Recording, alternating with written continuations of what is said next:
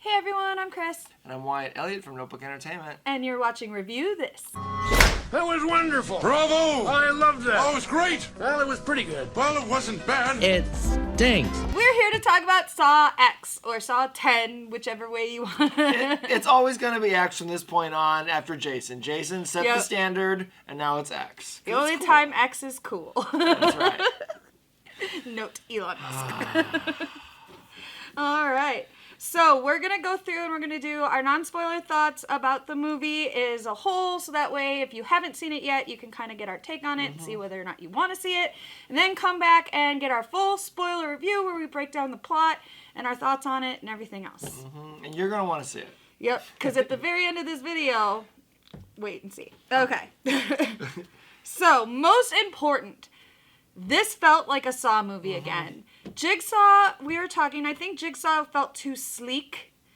And then... Oh, yeah. Jigsaw... Saw was... Or Spiral. Spiral was just its own thing. Spiral didn't feel like a Saw movie at all. all. It didn't even have the surprise ending or anything. No. The villain you were able to pick out immediately. And Jigsaw felt too polished. Like, the visuals and everything just felt like a Marvel sleek. movie or something. Yeah. It was too clean. Too clean. There you go. But this one definitely goes back to the raw, gritty, dirty early 2000s where Saw bloomed.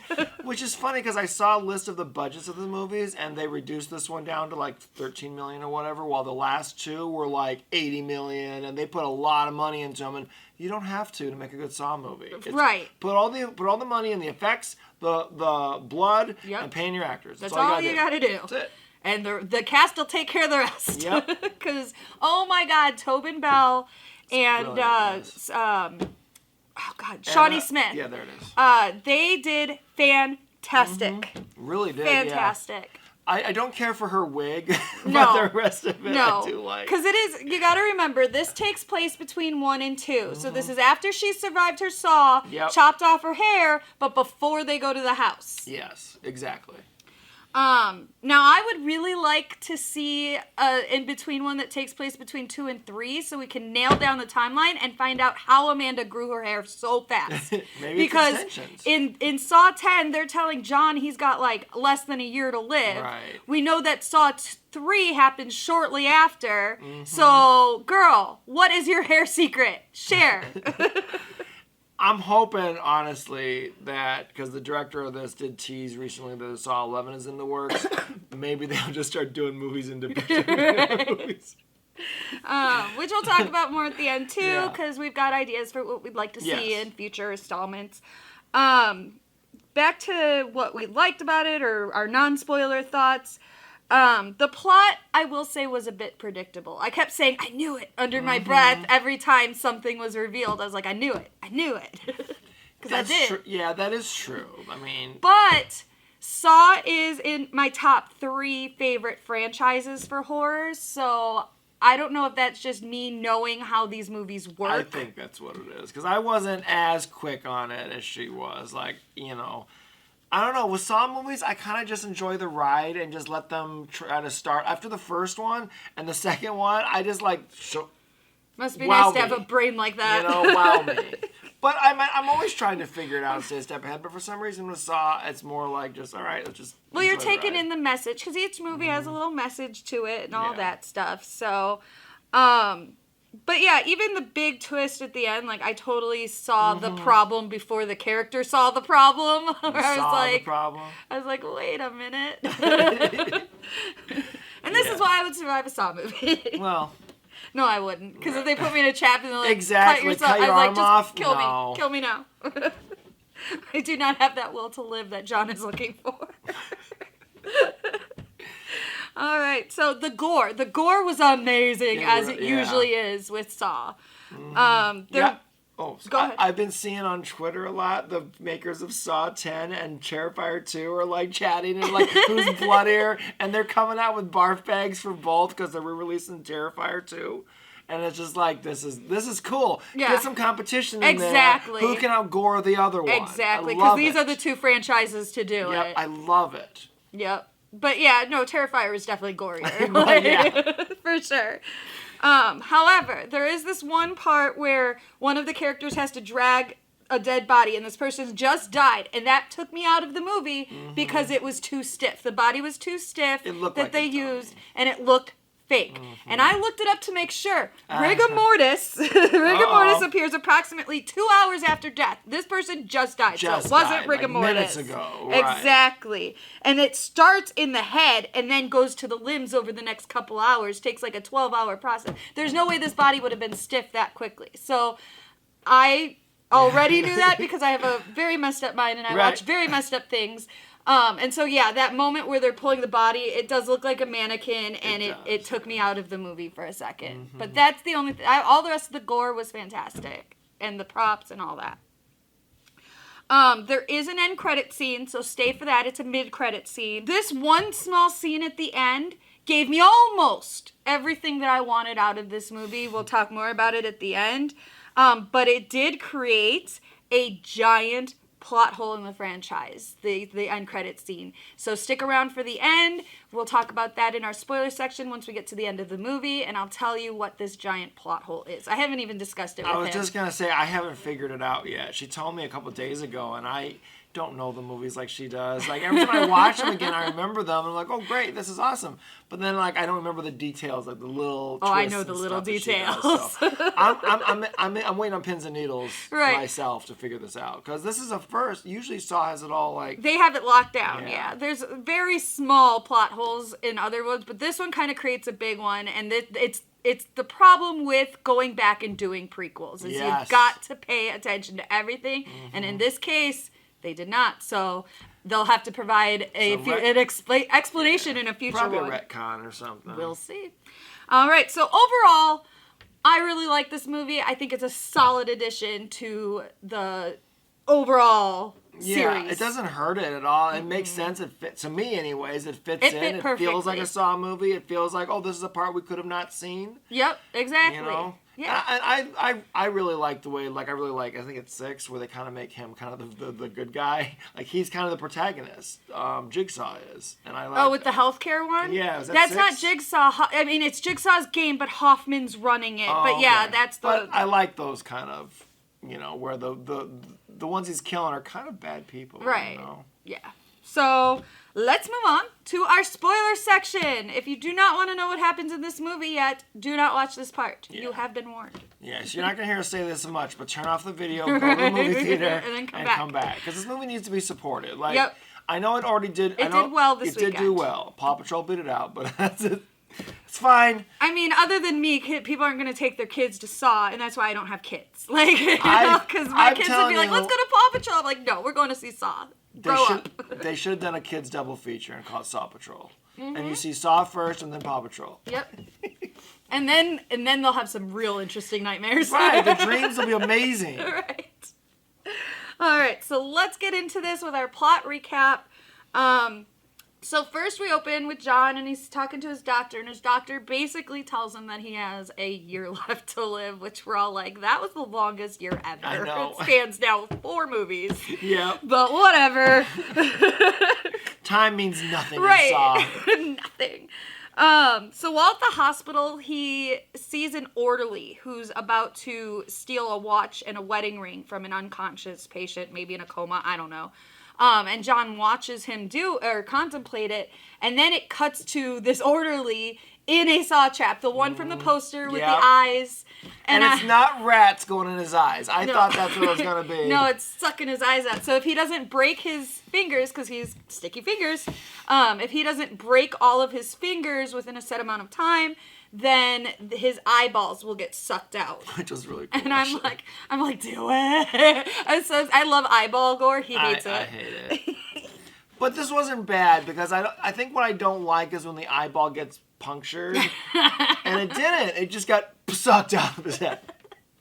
But here's the problem with this. That's not a real kill. It's turns out it's John imagining what would happen if this guy did steal, but the guy sees John, puts it back, leaves, and John's like, good choice. Now here's my problem with this scene. I don't like the fake out. Like, I get it, the beginning's a little slow, they probably needed something. Agreed, yeah. But I don't like the fake out. No.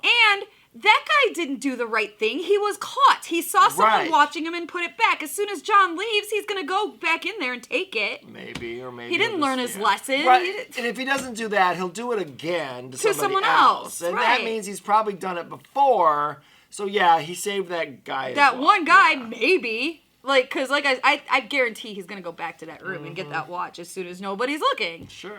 So, John, what are we doing here? As you said, they just needed some gore, and we all knew Then they this, should have made it a real thing. He should have captured him, and why? Why the fake out? Saw often goes back and forth in time during the movie. Yes, but they don't do fake outs. No, that's what I'm saying. I don't like the fake out. The fake out was bad. I didn't like it. We talked about that immediately. Like, the fake out was disappointing. But they could have instead flash forwarded then flashed back. Which we won't know till a future episode if this guy actually wasn't a trap or not. But as of right now, with the information we have, this was a fake out. Agreed. And I don't appreciate it. No, I don't like it. I thought it was I thought it made it cheesy. It made it right. Plus, your fake out kill is the one that you featured so prominently. Right, exactly. Which makes me think it might have been a reshoot too, like an add-on or something to it later. They're like, we need something in the beginning. But then again, just have him really capture the guy and put him in the trap. Like, agreed. Yeah, but whatever. So John winds up going to a cancer support group, and then we see one of the guys talking. This guy's name is Henry. And then sometime later, I'm not sure how many days, couple days, whatever, we see John sitting outside in an outdoor cafe, and he runs into Henry.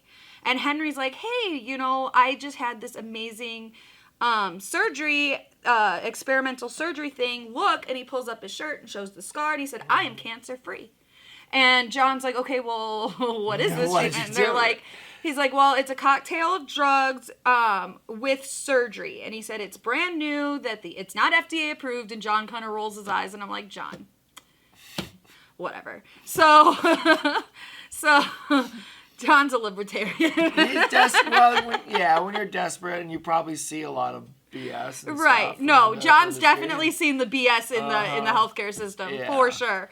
That's why we have the one they call the healthcare one, where it's all... But again, that one's got its own issues because there's a lot of people in traps there that I don't think should be in traps there, but whatever. Moving on. So Henry gives him the name of this doctor and this foundation or whatever. And so John looks him up on the computer and he winds up reaching out to them. And I think it's got to be $500,000 because later he calls and he's like, I'll send you the other half of the $250,000 or something. So it must be $500,000 for this. Yeah, it must treatment. be. Yeah, it must be. And he gets, he sends him an email with his medical records or whatever, and then he gets a call back from Dr. Peterson, and she says that it's her father, who's created this, and yes, it's a miracle, and they have a new trial group starting in 3 months, and John's just kind of like, and she's like, you don't have 3 months, do you? And he's like, I sure don't. Or 6 months, or something like that. Something that John would not be able to make it to. And she goes, well, there's a group starting next week. I think I can get you in if you can be in Mexico at this time in this place. He's like, fuck yeah, I can. I'm John Kramer. Right. John fucking Kramer. I just want to say, spoiler for the spoilers, like, this woman turns out to be a worse person than the actual serial killers we're following. Like, this woman... I hate this woman. Oh yeah, no, she's terrible. Yeah. So John goes to Mexico and he catches a cab with a driver named Diego who has a sign up that says, you know, John Kramer. So this guy was sent for him. He drives him around and he shows him like different sites, and there's this one like Aztec temple where they take him up to the top of this thing and they sacrifice them and cut off their heads, and then the heads roll down and I'm like, this is the tour guide I need. Like, this is the guy I want. Take me to all the weird places. So as they're going to this compound or whatever, they get stopped by this van full of like armed, masked guys, and they work for the Institute. So they take John the rest of the way in the back of this blacked out van so that he doesn't actually know the location that they're taking him to. Yeah, like, I get desperation and everything, but I would have questions at right. this point. I would be like, wait a minute. But again, he stays really calm, probably because in his head he's like, I'm fucking John Kramer. Right. Like, I'll kill all if I was John Kramer, I wouldn't care either. Yeah. Fuck it. So they get there, and he meets a girl named Gabriella. She says it's her home. The picture's on the wall of her family, and she can't speak a lot of English, but she claims that Dr. Peterson also saved her life. Then Dr. Peterson takes him around, shows him all the people. There's a nurse, there's an anesthesiologist, all this stuff, and they meet another patient who just had the surgery, who claims to have had neck cancer, and that he was 100% cured now. Cool. All right. We're all caught up. Cool. So he and Dr. Peterson are talking, and Gabriella comes up and gives him a bottle of tequila that's special to that region or something, and she's like, for luck. And at first I thought, oh, that's drugged to knock him out so he won't know that it's a fake surgery. But then Dr. Peterson's like, that's for, you can't drink that till after the surgery, obviously. And I'm like, oh, it is drugged, probably with some kind of euphoric drug so that he thinks he's healed after surgery. Right.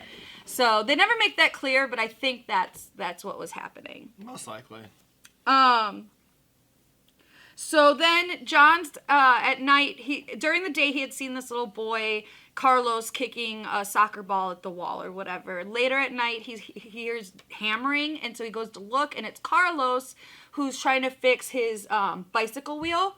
And so John, he doesn't speak like any English, this kid.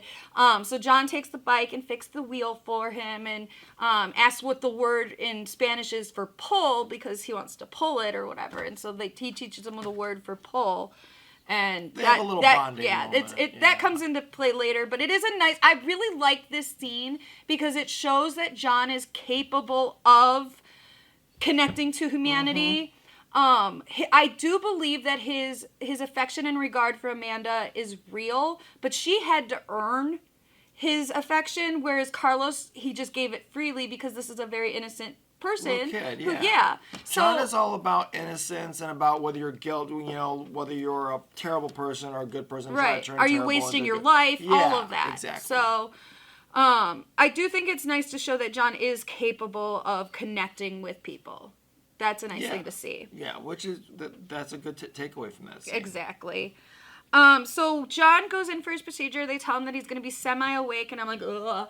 But then they basically are doing a similar procedure to what we see in 3. Exactly. Where they cut open his skull, and and he sees on the monitor that what they're doing, and I'm like, oh, that's going to be a DVD. And sure enough, it turned out to be a DVD. I was like, oh, that's definitely not real. Fake as hell. Yeah, they didn't do anything on it. Nope. So John is recovering from his treatment in a hospital that's away from the compound. He wakes up in this hospital. It's away from the compound, so he still doesn't know where the compound is. So Dr. Peterson basically tells him, go live the rest of your life, blah, blah, blah, blah, blah. You're healed. And he's like, cool, I'll send you the other half of the money tomorrow or whatever. So after he says that he's going to send the money, I want to say it's probably a day, maybe 2 days that John's just touring around Mexico, kind of enjoying himself, thinking that he got cured. He's got bandages around his head. We see him going to buy a bottle of tequila. And then he's sitting there, and we see him looking around at all the sites and kind of triangulating and drawing them out so that he can figure out where the compound was based on what he saw on the way there. Because he's a genius. Right, exactly. Exactly. So he finds his way back to the compound, and of course, it's fucking deserted. The pictures on the wall that we saw that Gabrielle was like, yeah, that's my family. They're broken on the ground or whatever. Because he goes back to give them a gift. He wants to give Gabriella the bottle of tequila. That's right. Yeah. Yep. Because he liked Gabriella. Right. She was a nice person to him, so he wanted to repay her. He's looking around. He gets to the part where they did the surgery. He realizes it's all fake. He finds the DVD. Yeah, because it's all abandoned and just like... So he pulls the bandages off, and he picks up broken glass so he can look. And yeah, they didn't even shave his head. No, they didn't even go that far. No. So of course he's pissed. And the last person in the world you want to piss off is John Kramer. I think he's pissed even more so because of the fact that he felt how I should have been smarter than this. Right. So to dupe him really makes him feel probably even ashamed. But that's the thing. I think it's shame and also kind of I knew it or I was because the way his face when he sees that there's nothing there, it's this look of defeat. Like, I think his hope drove him through this, but I don't think he was fully conned. Because he looks suspicious at everybody. As he should be. But like you said, Hope made him stay. Exactly. Hope made him go there. Exactly. Because, he has this whole plan. This is the beginning of it. So he's like, I can't die now. Right. I got shit to do. Right. So John makes a call to someone that he merely calls the detective, but we are all in the audience going woohoo because we know he's talking to Hoffman. They never say the name, but we know he's talking to Hoffman. This is the fun part about nostalgia is like Hoffman sucks. Hoffman sucked in the beginning. I hated Hoffman. I hated the fact that it switched to Hoffman. I hated the fact that it switched to Hoffman. I hated all that, even though all the pieces all fit together and it's all a great story. But I hated him. Now it's like, yay, it's Hoffman! We want to see Hoffman again. But to be fair, it's because we also know what happens to Hoffman. Okay, so. fair. Yeah, that's true. But it's funny, like in nostalgia, like Star Wars, we hate the prequels, and now it's like Anakin. Right.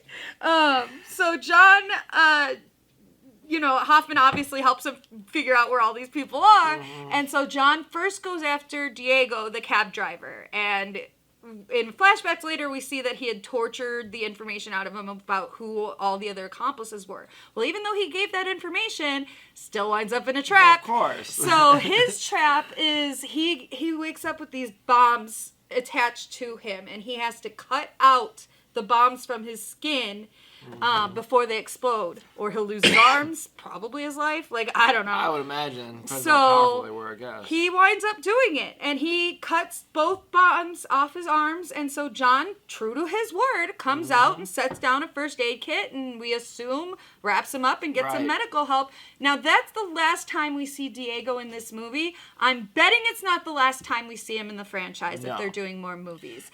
He's either going to show up again, as all Jigsaw survivors do, as a normal survivor or as accomplice. Right. Because we do see other survivors throughout the series, too. That's true. The woman they that aren't cut her accomplices. Arm off exactly. They have the support group, and we see all the people from there. Yeah, that's absolutely. So, yeah. That's, we're going to see Diego again, because he lived. I think everybody, we won't get into it yet, but everybody that we see get away in this movie, I think we're going to see again. Oh, for sure. There's only really one that gets away, but we'll get there. So there's a series of all the others slowly being abducted. Dr. Peterson, when she's abducted from her mansion house that's all glass, which so stupid. That's so easy to get you if your house is glass. And you can't throw rocks. So I would throw rocks anyway, bitch. So anyway, we hear her on the phone, and she's saying almost the exact same thing that she told John, which is, oh, you can't wait that long. Well, I have a trial starting next week, and we can probably get you in there. So this woman knows that she is taking advantage of dying people. Scum of the earth. Yep. Scum of the fucking earth. Yep. So here's our 4 main players. By the way, it was Amanda. That's where we get our Amanda reveal, is after she's captured all of these people for him. So there are 4 main players who wake up in the compound, and they're all in chains when they wake up. We've got Dr. Peterson. We've got Gabriella, who turns out to be a drug addict. We've got Mateo, who pretended to be the anesthesiologist, but he actually works as a janitor at a vet's office, and he's the one who's been supplying Gabriella with the drugs.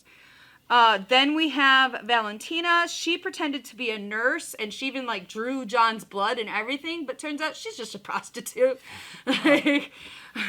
And Amanda actually saved her, because when Amanda went to go get her, she was with a John in the back seat, and the John was trying to rape her, and so Amanda stopped her from getting raped and then brought her here to be tortured. That's the one that Amanda felt for, wasn't it? No, Gabriella. We'll get into that. Oh, okay.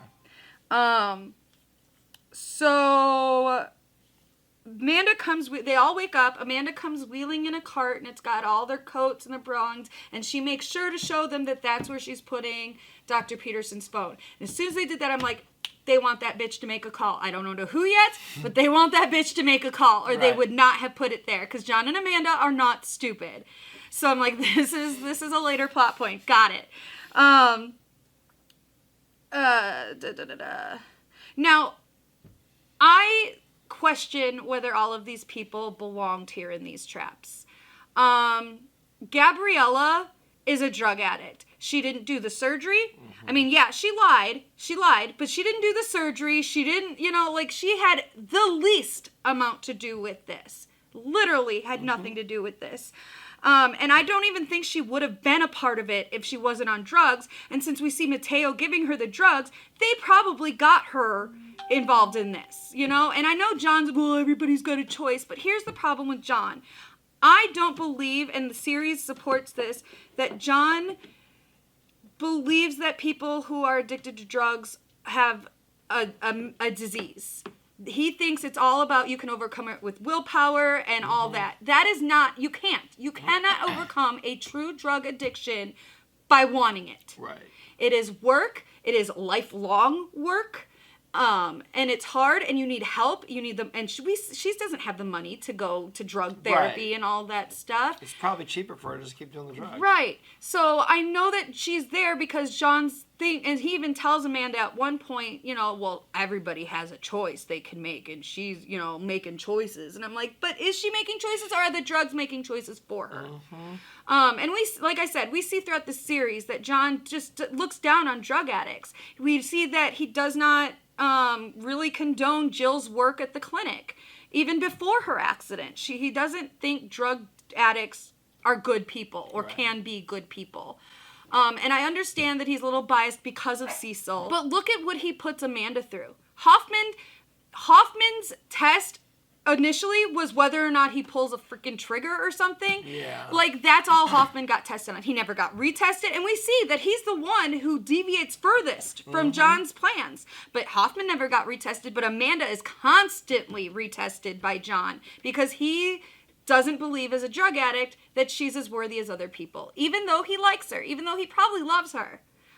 I think the drugs are what makes him look down on her. Yeah. And I think Gabriella does not deserve to be here with these other three who were obviously way more involved in the plot.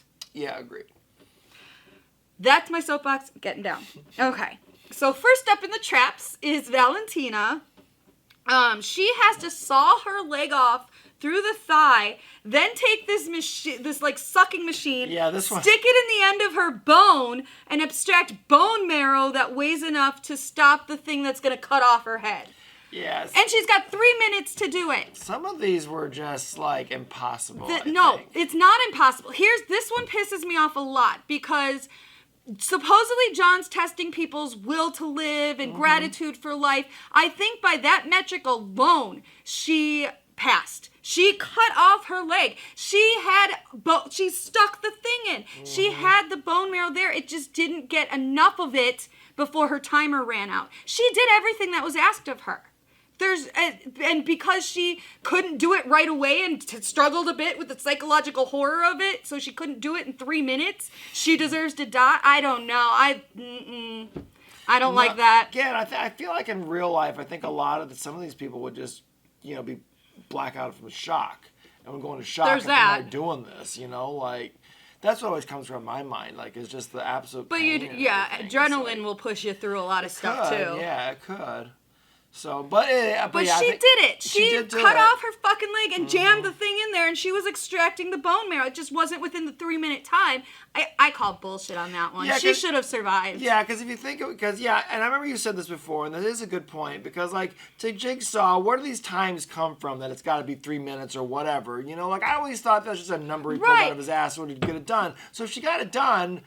And you saw the timer running out, he should have been a kill switch or something on exactly. You gave Dr. Gordon and Adam how many hours to decide whether or not to cut off their feet? Yeah, exactly. They were given the time to figure out this was the only way out. John, Valentina's dead, head cut off, leg cut off, flops down on the ground.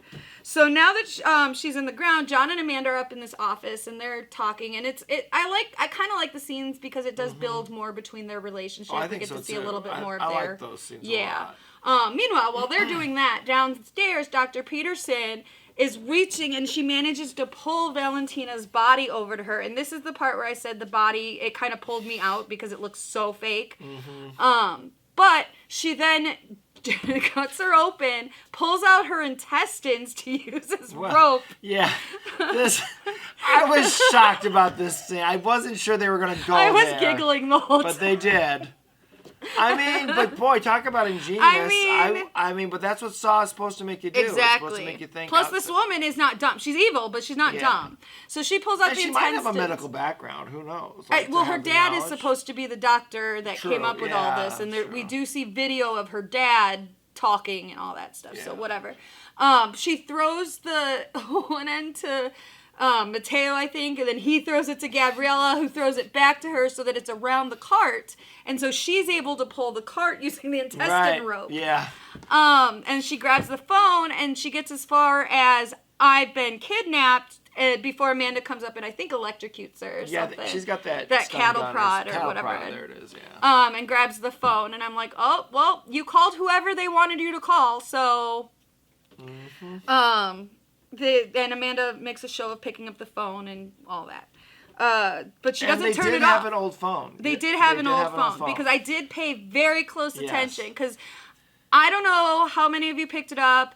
I picked it up. If you watch Dead Meat's channel, James definitely picked it up in his kill count. But yeah, in Jigsaw, the part that we're actually seeing the game being played is technically happening in the past before even Saw 1. Right. So why are there flat screen TVs in the year 2000, dude? Yep. Like, no. Yep. And because remember, flat screen TVs in 2000 were square. Yep. And they were thicker. And it would make sense. These were like the long. I understand they wanted to hide their twist that part of the movie was taking place in the past. But that's cheating. But it's not cheating. Like, you guys, if they're in an old-ass barn, if I'm seeing TVs mounted in an old-ass barn, I'm not expecting flat screens, you know? Right. So it wouldn't have been out of place to put old TVs in the barn. Exactly. It just, ugh. Honestly, that's what I mean by there's little plot holes like that. And honestly, I'm not even sure I would have even picked up that the TVs weren't, you know, like you said. Right. 'Cause look at computer monitors. Some people still have those old square ones, especially offices and stuff. And if it's in a barn where they're recycling old stuff, it's right, we weren't paying attention to the TVs until we get to the end, and we're like, wait a minute, if that was supposed to happen before Saw 1, why are they watching flat screens? And that's exactly what I thought. I remember in the theater we said that. Like, wait a minute. Because I did notice the 4K TVs, but I was like, oh, it's a modern movie. Exactly, because they're trying to hide their twist, but it's like, dude, like, I don't think you understand how quickly technology... Right. You know? But yeah, this one definitely went back. They had flip phones. They had the old slider phones. They had the phones that would have been right for this time period. Right. Yeah, absolutely. So John wants Gabriella to go next. But Amanda, because she kind of sees herself in Gabriella, she's begging kind of for mercy in her way to John. And John is basically like, they end with, okay, well, she won't go next. He didn't let her go, but she doesn't have to go next. Right. While they're going down to get Mateo or whatever ready, Gabriella kind of pulls Amanda aside and is like, please help me. And Amanda's like, I already have. You were supposed to go next. And don't tell him that we had this conversation. And this is our first glimpse in the timeline. If we were to put the timeline in order, this would be our first glimpse of Amanda kind of not following the rules or showing that maybe she doesn't fully agree with John's view the way he views it. Right. So that kind of sets up for her in 3 then to be back on drugs and, you know, upset that she has to go through this test again and all this stuff. So, but that is our first glimpse in the timeline of Amanda kind of maybe questioning John's choices. So Mateo's trap. Mateo's trap involves him having to do literal brain surgery on himself. Yeah, this was another one that he should have won. He should have won. There should have been a kill switch because he did everything that he had to. Cut open his own skull, remove the fucking skull, and cut off a piece of his brain that weighed enough to stop the mask from closing on him. And the mask had heated coils that once it closed on him would basically cook his face. I know. I really felt, he won this one. I felt he won this one. I also felt, again, I think he'd go into shock if he had to cut up in your head like that. Right, because he would, remember. I assume it was no anesthetic. No, John specifically said they gave him everything he needed except anesthetic because they have the little Billy puppet roll out with the tray full of medical utensils. So yeah, to do that without anesthetic, I'm not sure. Mateo pretended to be the anesthesiologist. So the irony is now you don't get anesthesia. Right, okay. Yeah. So, So Mateo does it. He cuts open his fucking skull. He pulls the skull off. He cuts a piece of his brain, but it's not enough or whatever. And he's got like 3 seconds where if he had just been able to pull out one more chunk of brain, he would have survived. But nope, his 3 minutes is up and he dies. He's another one I think he should have survived. He proved he has the will to live, and I'm sure he would have been fucking grateful unless he cut out the part of his brain that... I was waiting for that action. I thought for sure he was going to not be able to speak. Right, he was going to cut out the part that controls his arms and then just... exactly. That's what I was really expecting that. So I think him and Valentina should have survived, for Maybe they'll sure. come back as zombies in the next one. I think that's where Saw jumps the shark, is when we've got zombies. All the killers, all the people who died come back. Right. So now we've got some guy who shows up banging on the door. And this guy turns out to be Parker, who is the patient that John met when he went in for his surgery, who claimed that his throat cancer was gone. Parker's banging on the door, and he claims that he's there because he comes in, and Amanda, they knock him out, and they tie him up. So when he comes to, he's like, I came here to get my money back because, look, and he shows his neck. I don't really see anything. John goes in and pushes on it or whatever, but he's like, yeah, I've still got my cancer. They're frauds. I want my money back. Right.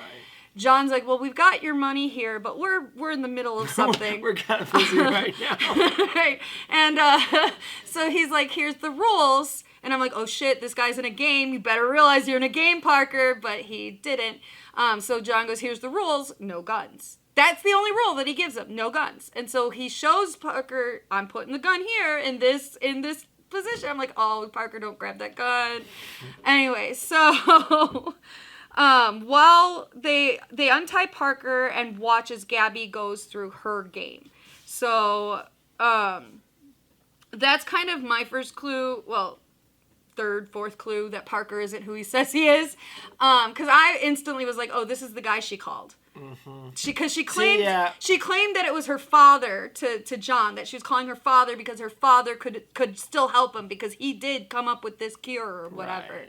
And I'm like, no, she didn't. She didn't call her father. No. I was like, so as soon as he showed up, I was like, oh, this is the guy she called. That part I didn't believe her on, but when the guy showed up at the door, I thought it really was a cancer patient, and I thought that maybe, especially when he was in the room watching it with them, I thought, oh, okay, he's gonna end up being another trainee guy. No, the fact that they untied him and he sat there and watched it with them, I was like, oh, he's a bad guy. Yeah. Because which is smarter to know. If I'm showing up someplace because I feel I've been defrauded and then these two people tie me up and are like, what? Help us torture these people. I would be like, questions first, and then I'm gonna go.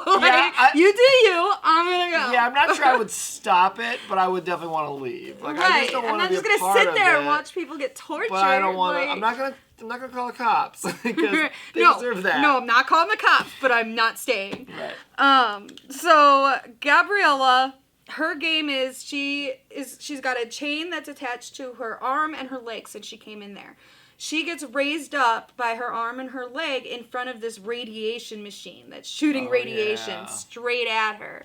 And they give her a sledgehammer, and she has to break her hand and her foot enough to get out of the chains and get out of the way of the radiology machine. Dr. Peterson calls up to her and is like, hey, break your leg first so you swing out of the way. And I'm thinking, no, break your arm first because then you fall to the ground and you're out of the way. Like, and then you have more time to work on your foot.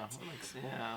But knowing what we know about Dr. Peterson, maybe she wanted her to fail. Yeah, true. But she did try. Like, that's the thing is Dr. Peterson did try to save everybody. She gave them advice. She was cheering them on. So what she does next kind of is bewildering, but whatever. So anyway, Gabriella, she bashes her foot like the doctor told her, and she swings out of the way, and everyone's like, woo. And then he just moves the radiation machine to where she's not swinging. I was like, see, bitch, should have done your hand first. Yeah, what that told me was he thought about that. Well, if she gets her leg out first, she's going to swing. So where is she going to swing? Right here. What are you doing to Billy? He jumped. Our mini Billy. So now she's desperately trying to get her arm broken or whatever so she can slide it out. She manages to do it before the radiation takes, I mean, she's got it bad, but she didn't die, falls to the ground, and John tells Amanda, okay, go, she survived, go get her an ambulance, take her to the hospital. And fucking Parker pulls the gun from the location. I'm like, dude, that thing's not loaded. They would not have left you a loaded gun. You're an idiot. Yeah. Anyway, and sure enough, there's a scene later that shows, it's a flashback and shows John while Parker's knocked out, John's removing all the gunpowder from the bullets. So, yeah, please. Anyway, so you're not going to get him with something as easy as a gun, my dude. Right. So Parker holds them hostage and tells them, you know, go down and let Dr. Peterson out. So they go down there, they let Dr. Peterson out, and John and Amanda are like, Gabrielle won her game. Like, at least get her medical attention. She won her game. She needs to survive. Right. And so Dr. Peterson's like, oh yeah, and then steps on Gabriella's neck and kills her. And I'm like, and it devastates both John and Amanda. Right, because that's not how the game's played. No. So I was like, this fucking bitch. I hope you die horribly. Because I really thought, I was like, oh good, Gabriella's gonna survive. Like, I didn't think that the doctor would kill her, but obviously it was so they would only have to divide the money now between her and Parker. Right, exactly. Because money, and whatever. She probably figured, well, she's already half dead. So. Right. So they make John get into the trap that Dr. Peterson was in, which we hadn't seen the whole thing yet. It's just all we know so far is there's a neck collar. And there's some kind of, like, platform. Mm-hmm. So they have Amanda chain herself to, like, a post or something around her ankle. Then they hear a banging sound on the outside of the wall. Turns out it's little Carlos kicking a soccer ball. He's just playing. He didn't know what's going on inside. He can't hear the screams. Right. He can't hear the screams. So she's like, oh yeah, you think I'm evil? Bet. And she goes and grabs the kid and brings him in and puts him in the other side of this trap. And immediately I'm like, if John was saving her for last, why does her trap require two people? And then instantly I'm in my mind, this all happening in my mind, I'm like, oh, that's for Parker. They expected Parker. And then I was like, or they expected Parker to come and try and save her, and they wanted him and John and Amanda to be in that trap because for some reason that was going to be the safer place to be, like when Hoffman tricked Agent Strom to shove him into the box. Right. I was like, okay, so this is going one of two, you know? Right. How much of this did you plan? Right. Well, since they took the gunpowder of the bullets, they makes sense. They knew that he wasn't going to be able to shoot them. So everything John and Amanda did, they did voluntarily. Right. So they're in this thing, and what this thing is it turns out it's like a waterboarding machine where both people are laid down, and then one side goes one way, and the person is waterboarded with blood. Yeah. And then if the other person wants to save them, they have to pull a lever, and that'll flip it, and now this person's getting, okay? Well, yeah. So before the game starts, John looks at Carlos and tells him, because remember, he learned the word for pull, and he's like, no, pull. Do not pull that. No matter what, don't pull that. Penelope, stop. Penelope. No. No. But, dog. So of course, John takes on the waterboarding first, but Carlos, being an empathetic young man, is seeing this old man who is nice to him, getting drowned in blood, and so he pulls the lever. And so now it's switched, and Carlos is getting waterboarded, and John, once he comes to his senses and sees what Carlos has done, is like, no, and pulls it back. And so now John's getting waterboarded, and he's holding on to the lever, so even though Carlos is trying, he can't make it go back the other way. So they just leave them to their fate, and Dr. Peterson and Parker go back up to the office to get the money. Except they grab the money, tripped a wire, door slams closed, 10-minute counter comes on. Turns out they are now trapped in a room with some poisonous gas with only one little hole to stick their head out to get fresh air and maybe survive, because we see it affecting their skin, like on their hands and stuff. So even if you're sticking your head out, like your body's decaying still from this poisonous gas. But maybe not enough to kill you. I don't know. Because you got taken it in. So earlier in the movie, Amanda, after it was revealed that Parker was working with her, Amanda flat out told him, she's like, you know she's going to kill you too, right? And he's like, shut up. And I'm like, and so sure enough, they start fighting for who's going to get to put their head in this hole, and Dr. Peterson is the better predator, and she kills him and sticks her head out. And as she sticks her head out, she sees, because John, as soon as they went up there or whatever, John and Amanda click little hidden buttons on their chains, and they're able to get out. So they had already set up the chains that they could get out without the keys. Yeah. If only Pedersen had known that, because he was wearing the one that was around her neck. If she had just felt a little bit, maybe she would have found it and she could have gotten out. Anyway, she sees them and Carlos kind of just standing there like, hey, and she's stuck in this room because there's no way out. Her head is the only thing that fits through this hole. Yep. So I assume she's left for dead. Well, I have a feeling she's left for the next movie. Like, maybe they're gonna bring her back. And if it's not the next movie, it could be 10 movies from now. Right? We know it doesn't matter. But it'll happen at some point because you don't just survive a saw. Even like you said, maybe it'll slowly kill any her body. survivor shows up again. We don't see the body. She's alive. That's horror movie logic. 101. 101. So John and Amanda give Carlos the bag of money, and they're all covered. Like, this poor kid's covered in blood. And he's like, thank you. And then they walk off together into the sunset. And I assume John and Amanda are off to go set up their house trap for Saw 2. So then we get to, that's how the movie ends. So then we get to our mid-credits scene. And that brings us back to our infamous basement bathroom. So, we get Henry, the man from the cancer group who told John about this thing in the first place. And remember, he raised his shirt and he had this big scar and everything. Yeah, and I was wondering what happened to him throughout the movie. I was like, wait a minute. They're not going to let this guy go.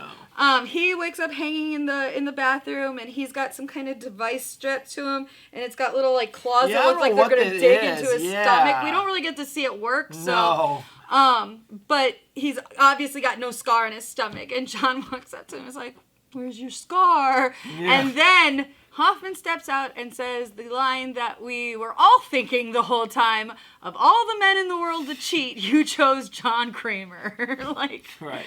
That's some bad luck, guys.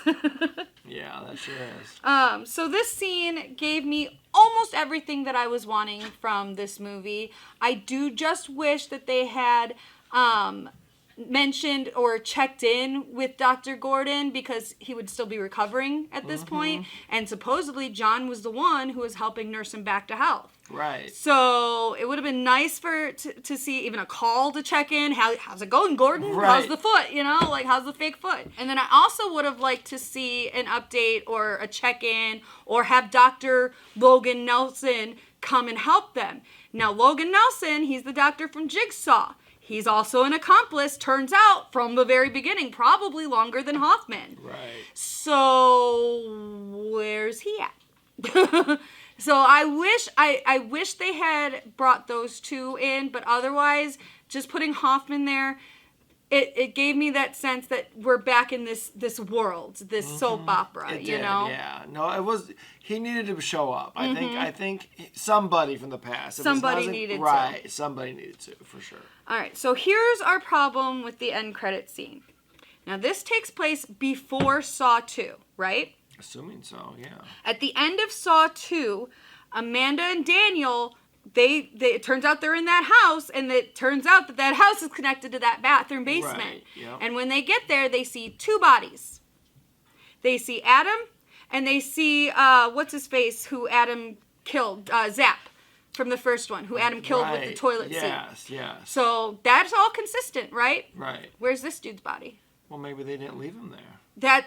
Okay. So now we go to Saw, the final chapter.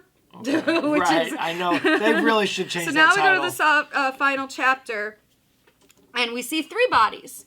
Okay, cool. Who's that third body? Xavier, who Daniel slits his throat at the end of of the second one. You like shows. So every single person who's died in that bathroom was left in that bathroom. We see this throughout the series. Anybody who was killed in that bathroom is left there. So that tells us one of two things. Either this guy, Henry, he passed his test, right, so we may see him again, yeah. Or he died, and for some reason, his is the only body they removed. All right. So they need to address one of those two in the next movie. Otherwise... Yeah, that's not as big of a plot hole as I thought. Because correct me if I'm wrong, but in this end credit scene, they didn't show him even activating the things. We don't know what it does. It did activate. We hear it motorizing, but we don't see what it does. So that means, like you said, maybe he passes, or maybe there's a reason why you're right. They would have to give a reason why they're getting rid of the body. Because in the timeline, the very next time we're in that room, we only see two bodies. Right. So my guess is that he survives, and then maybe he's someone. Because I think they're setting up returns of maybe. Now I didn't think about this guy before, but maybe this guy. They're setting up returns of the doctor. But my point and they're setting up returns of the little kid. They need to explain where this man's body is. Well, I think they will. Or they fucked up continuity. I don't see. I was worried it was going to be something more complicated. That is complicated. But it's not if it's like it is complicated. It's not if it's a simple explanation of that he survived and he's now. Then they need to explain that. Well, they probably will in the next one. I don't mind the soap opera. I don't like incompleteness.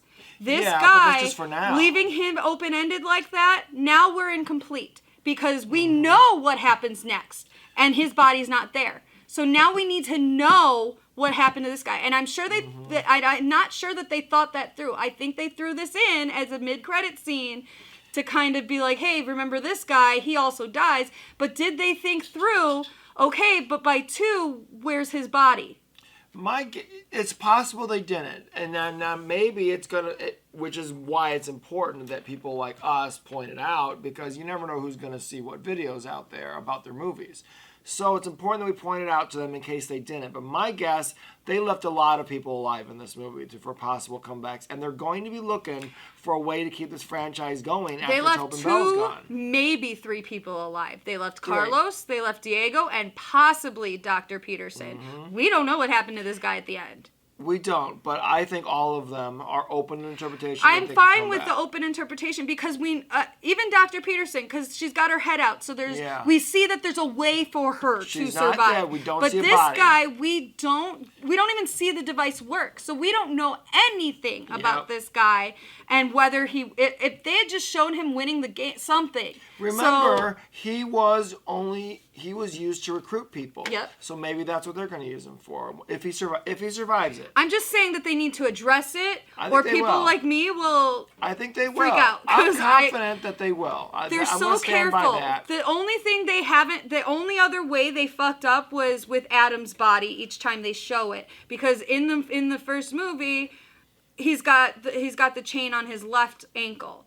And I think at some point John even tells Amanda when we see them setting it up in a future movie, we go back and we see them setting that up. He even tells Amanda put his left foot in there. But when we go back and see his body in the bathroom other times, it's around his right foot, and he never got out of that chain. So right, yeah. Some prop person made a mistake. I know, and that's the kind of shit that bothers me. But I'm confident they're gonna fix this. There's this amazing video from the film theorist. If you know his channel, it's a couple years old video, but he does this amazing Saw video about he's got a theory that Adam is actually still alive and that body is fake, and he uses that inconsistency to bolster his arguments about the fact that the thing's on the wrong foot. Could the body be the guy that was hanging in the end of this one? Mm-mm. Like, could he have been dead and they somehow that was far too much composition. If you see the end of Saw 2, the way that Adam's decomposed compared to the way that guy would have been decomposed. Right, yeah. I'm thinking that they're going to explain it one way or another. They have to. I think that my thought is, from a producer's standpoint, Spiral failed miserably. Jigsaw only did okay. They know they have to go back to where it came from. But it's cheaper. You get Tobin Bell. So everyone see. You got to take advantage of while Tobin Bell's still with us. So all that stuff, they wouldn't have produced this one without a plan.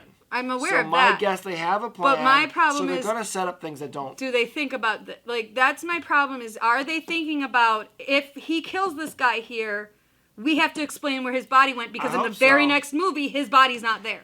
I can only hope so.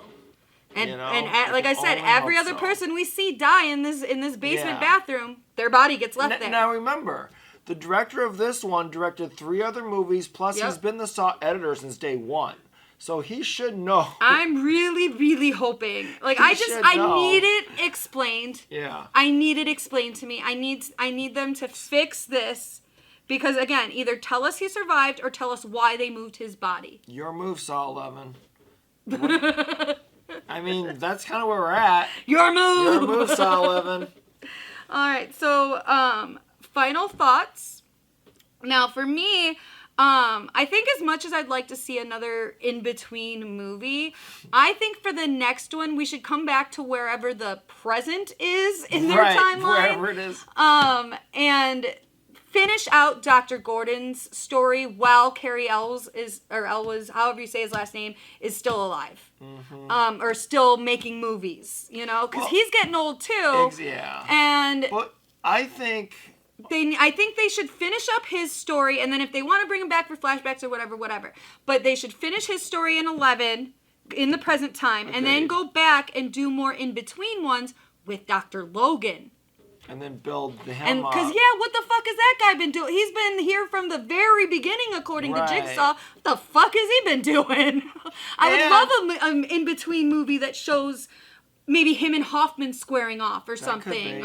Or him helping Jill or something, And because this one's called Saw 10, they are acknowledging Spiral and Jigsaw. Yes, they are. It doesn't add up otherwise. So they are continuity. Mm-hmm. Now, do we remember, because I only saw it once, I'm assuming you only did too, what was Spiral the newest? Did that take place after Jigsaw? I don't remember where it falls. I saw it once. I feel like it was just modern day, so I would assume that it would. I saw it once and hated it so much that I was like, no thank you. I don't need to see this again. So I really don't actually know where Spiral takes place in the timeline. I'm assuming after Saw 7, because I think they do mention Jill's dead. I don't remember. I don't know.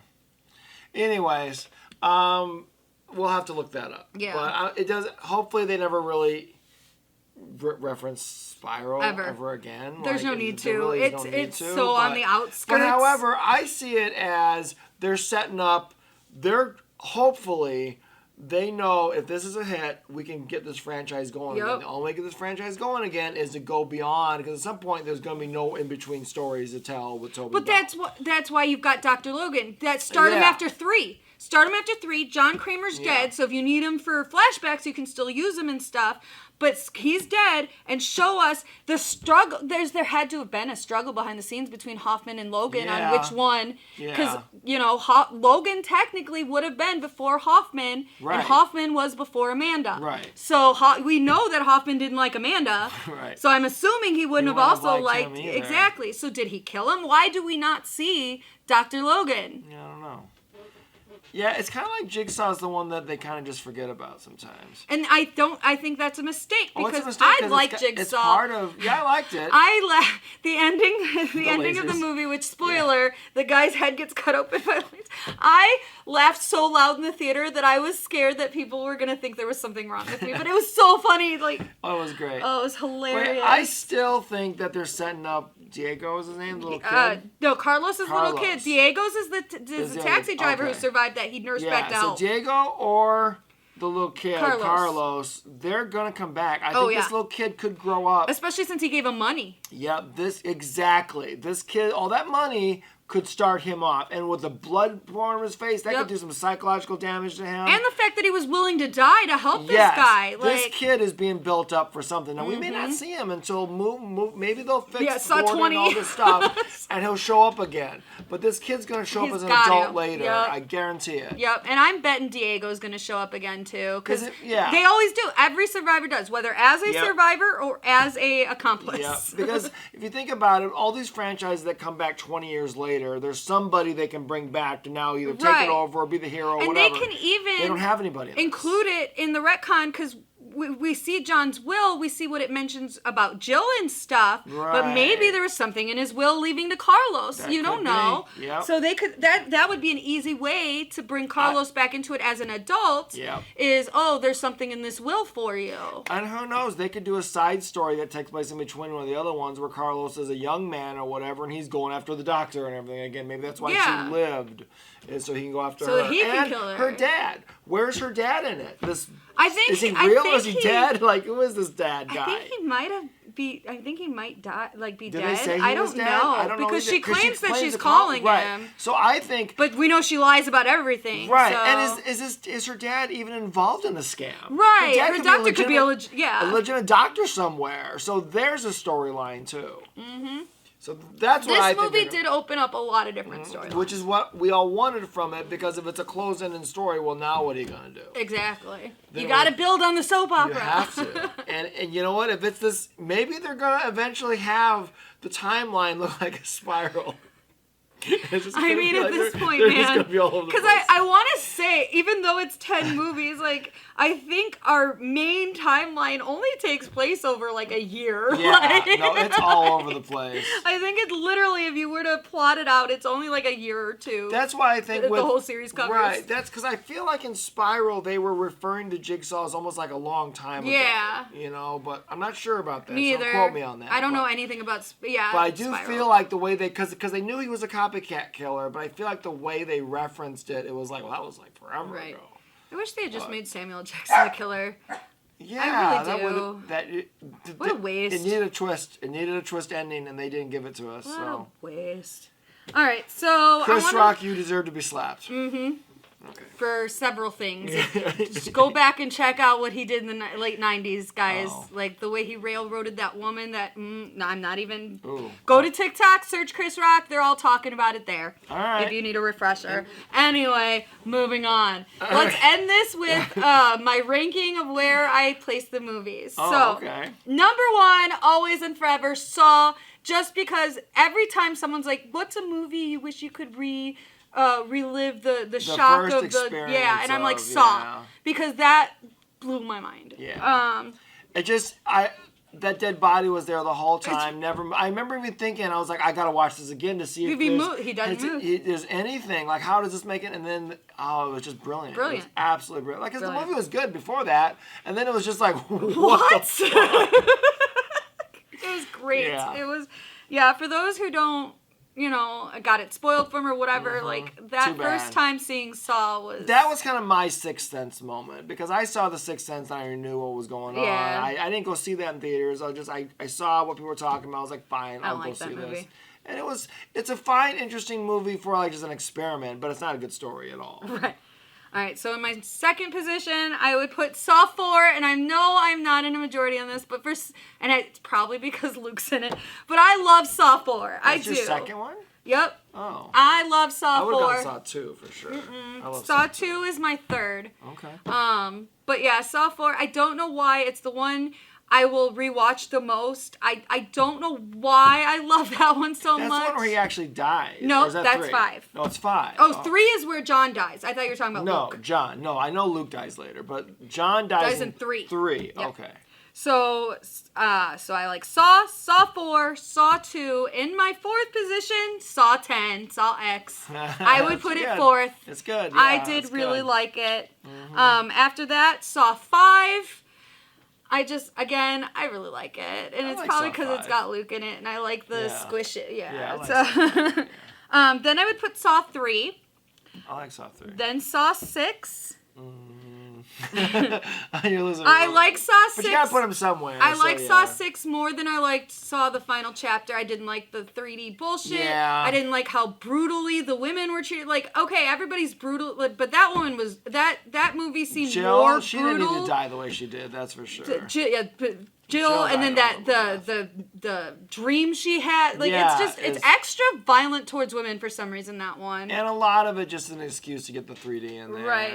And then of course in the 10th position, Spiral, just because it exists and I have to put it on the list. It does exist. It does exist. It is a thing. You can watch it. It is a thing that exists. I wouldn't recommend it. I would not recommend it. I don't even remember Spiral being very gory.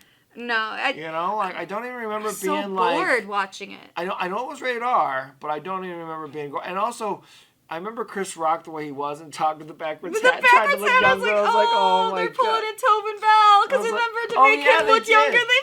Maybe that was I never thought of that. Maybe that was a joke. Maybe Chris Rock thought that was funny, but that's what we all thought it was funny when John Kramer showed up to be like, "Hello, fellow children." It was like when Mr. Burns was trying to pretend to be a kid.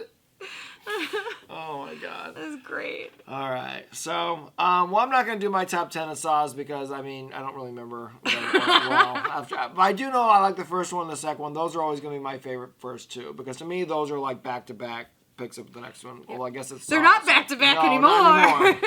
But I just loved it. And the whole him in the safe thing really almost got me as well as the dead body. I figured he was going to be in the room somewhere. I didn't know he was going to be in the safe. Yeah, but then when he was like, he's in a safe place at the end, I was like, I should have known he was in the safe. Yep. I figured he was somewhere in the building. Yep. I didn't know he was in the safe. Yeah, the safe place line was like, oh, damn it. I should have picked. And that's why I pay so careful attention to what they say now. It's all important. So I really hope that because technically this movie made all its money back in one weekend. So but I know there's advertising and blah, blah, blah, blah. Although who's advertising right now? So maybe they're saving money on it. Either way, I'm sure we'll get another Saw movie because I think it's successful enough. Plus, once rentals and streaming all comes out. And I need to know what happened with this dude's body. Yeah, so let's get on it, guys. Let's go. All right, guys. That's our review of Saw X10, whatever. We're going to call it Saw 10. Please go see it. I think it's really good. Support horror. I know it came out a little early, but it's still Halloween time. If that's what you're waiting for, it's a perfect Halloween movie. Go see it. Agreed. And rewatch the other ones if you need to. At least part 1 and 2. Just one, because this takes place after 1. All right, so thank you guys for watching. Please like and subscribe. We'll be back with the news shortly. And it's our busy season for Halloween, so we're going to try to do some horror reviews for sure.